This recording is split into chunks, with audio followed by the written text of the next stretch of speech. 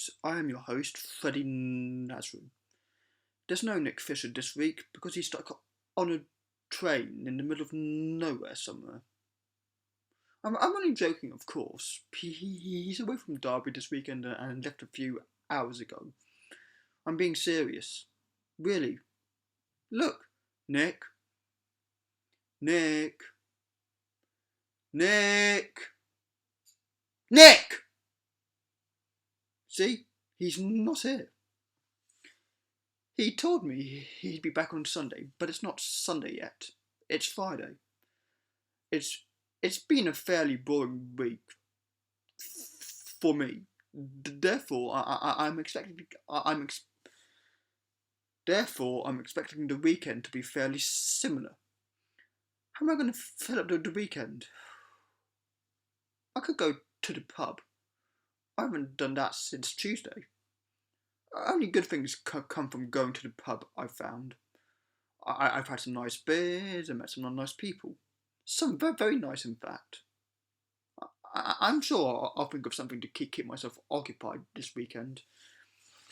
This means, of course, that it's just me giving your ears something to listen to over the weekend. Unless you're going to watch some TV. I bet there's some good TV on this weekend. There's football for fans of football. I'm going to watch some of that. And I guess there'll be some form of talent show on if you're interested in that kind of thing. I'm not myself personally speaking, but if you are, that's something. I guess. I've honestly got nothing to say about that. So on to this week's film news. Before that, just a quick announcement to make that's come from a long time ago in a galaxy far, far away. But tickets for Rogue One are going on sale on November the 7th. I have a feeling this will do well at the cinema. Not as well as The Force Awakens, but still well. Maybe somewhere in the 1 billion to 1.5 billion range. That's all I have for this. Now on to this week's main news topics. First up is Deadpool 2. I really like the first Deadpool, so I hope there's no bad news or anything like that connected to the sequel. I'll just look it up on my phone here. Dum-de-dum-de-da, bum-bum-bum-bum. Deadpool 2. Here we go. Oh shit. It seems that Tim Miller, the director of Deadpool, has left the project. This I feel is bad news because, well, he did a really good job on Deadpool, and what if the sequel loses its shape?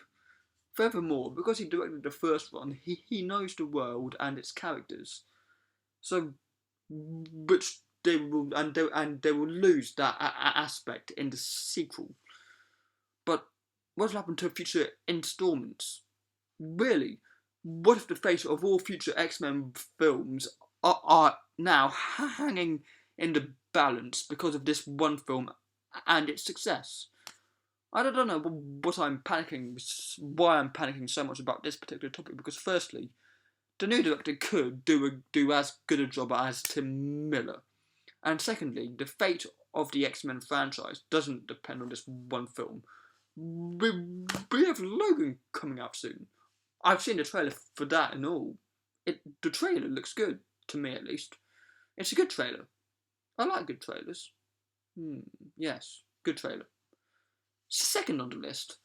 Or is it third because of the Rogue One stuff? I don't know anymore. Why do humans have free choice?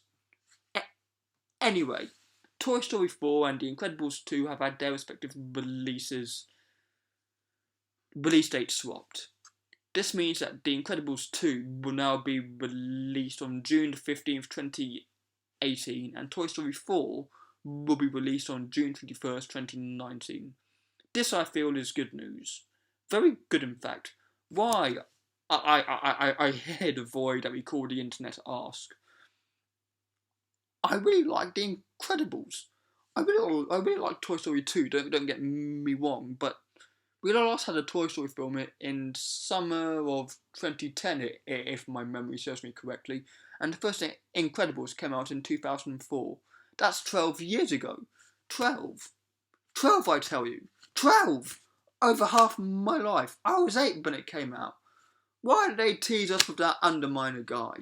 I know that was expanded upon in the video game sequel titled Why is the Underminer, but I didn't play that. Maybe I should have.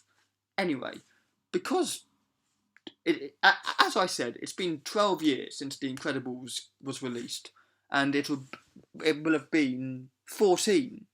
Yeah, 14 when it finally gets released. That makes me feel really old, because, as I said, it was the first one came out half my life ago, but, I'll be 22 when the sequel to a film, when the sequel gets released. Christ. Next, Captain America and Kevin Feige. Now, if you're a long-time listener of this podcast, you will know that I broke my MCU duck with Doctor Strange on Wednesday, or 2 days ago as of recording. Oh, and the Overcranked review of that will be coming on Monday for those interested. Therefore, I may not be the best person to talk about this topic, but that's what we do at Overcranked. The news in question is that Kevin Feige has hinted at a Captain America film or films without Steve Rogers. I will again resort to my phone to read a text from the missing member of the Overcranked crew, Nick Fisher. I'll just get it up now.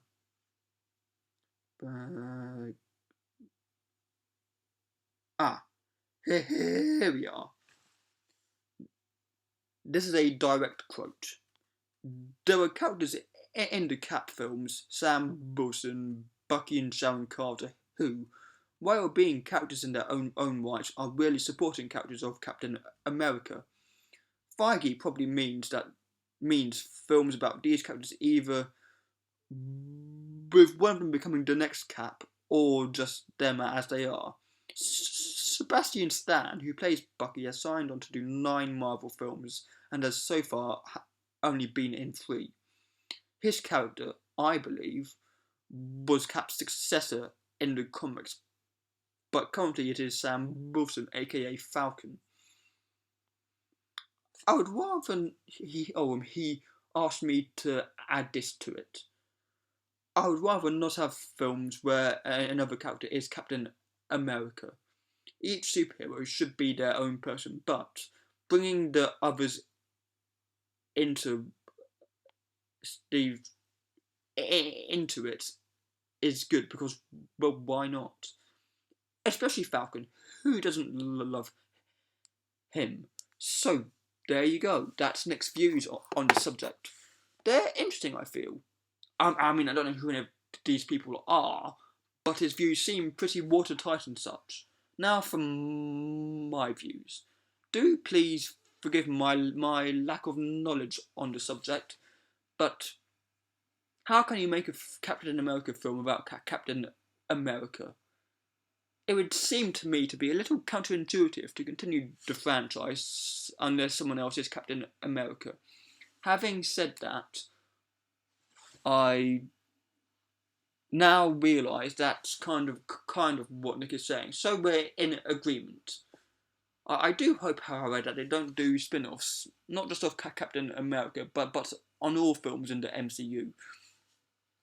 Because I just don't think it would work. It's like there being a James Bond shared universe. All we could get is the Bond films, a Felix Leiter spin-off, and maybe a Blofeld Spectre origin story. Maybe. But whether that's what Spectre turns out to be is a different matter, and it's dependent entirely on what Bond 25 is. But that's a subject for another podcast. As far as I'm concerned, when the actor of a superhero retires, that should be it in that continuity, because it would make for a very convoluted and confusing universe where anyone can be X, Y, or Z. It means that I, a bespectacled young British man, could be the next Captain America, theoretically speaking. It's the James Bond codename theory all over again. Damn you, codename believers!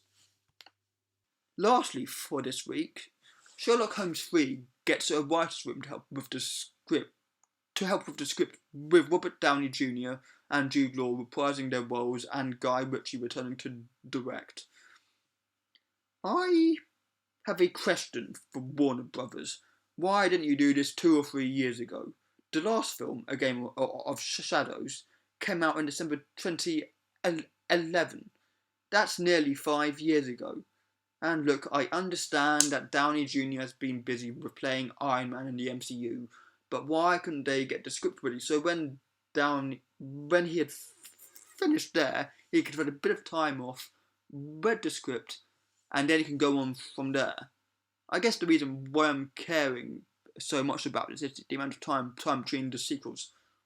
I feel like we need to reiterate this. It's been 5 years.